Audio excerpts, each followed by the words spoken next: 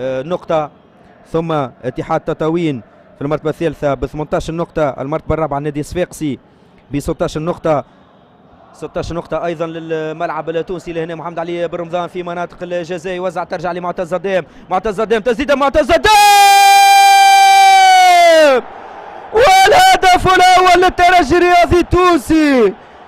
ممتاز جدا، ممتازة جدا تسديدة معتز الديم، ما لقى لها حتى حل التسديدة هذه.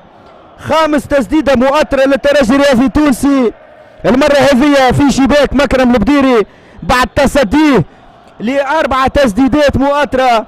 مكرم البديري يهزم أمام التسديدة القوية. دوزيام بال ياخذ كورته معتز الديم، وتسديدة قوية تسكن في شباك الحارس مكرم البديري، وافتتاح النتيجة للترجي الرياضي التونسي في الدقيقة السابعة من الشوط الثاني. بوغرين الى محمد امين توغاي الى بن حميده، بن حميده يراوغ، بن حميده فما حمد الهوني ياخذ الكره الان. حمد الهوني يراوغ، حمد الهوني تسديده من هوني على ورثه بن حميده، والهدف الثاني للترجي الرياضي التونسي.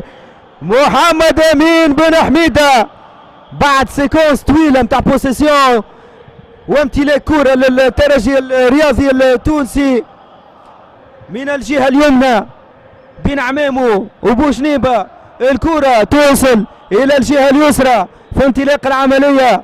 بن حميدة يراوغ ويعطي الكرة للهوني، الهوني يدخل في عمق دفاع الأمل الرياضي بحمام سوسة، تسديدة البديري ثم العارضة، تجي الكرة قدام بن حميدة اللي كمل للآخر ومن دون صعوبة يحط الكرة في شباك الحارس البديري.